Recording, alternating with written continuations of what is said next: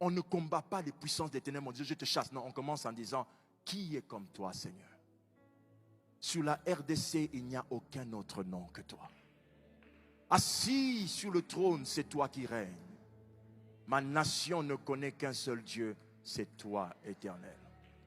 Il n'y a personne qui soit semblable à toi dans cette société où je me trouve. Qui est comme toi, Seigneur, dans ce mariage? C'est toi le donateur de ce mariage. Je te loue, Seigneur, pour ma voiture. C'est toi qui me l'as donnée. Elle ne peut pas me déranger tout le temps comme ça. C'est toi qui me l'as donnée. C'est toi qui me l'as donnée.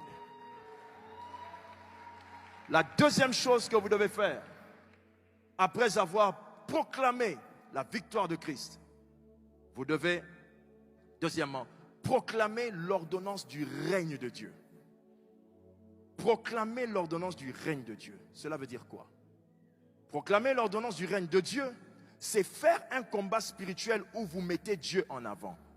Du genre, Père, écrase mes adversaires. Détruis les puissances qui s'opposent à ma destinée.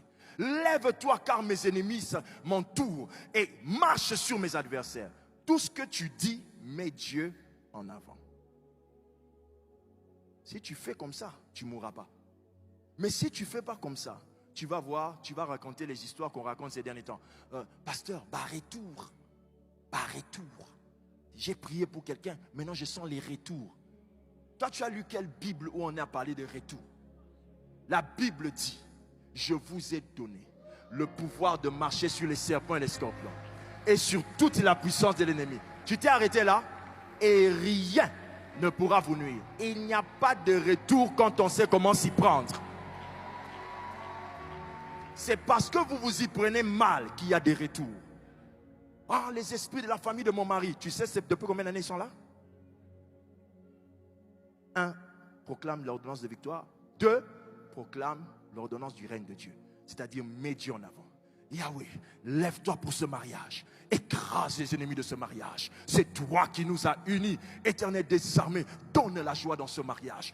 Brise l'amertume de ce mariage. Tu le mets devant. 3.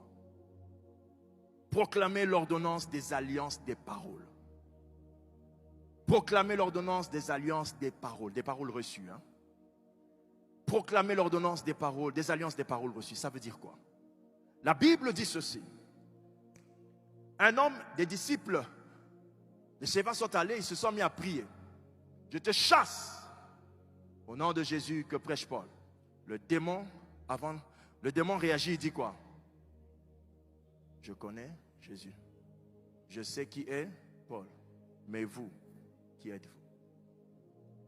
Les démons connaissent la généalogie spirituelle des gens.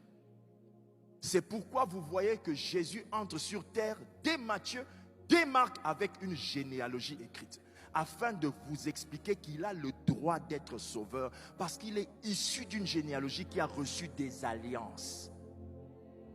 Et les alliances, en dehors du fait que Dieu peut vous parler à vous-même, ça c'est un autre niveau. Mais si tu n'es pas déjà à ce niveau-là, et que tu es encore au niveau où tu es à l'église, tu peux aussi nouer des alliances avec Dieu.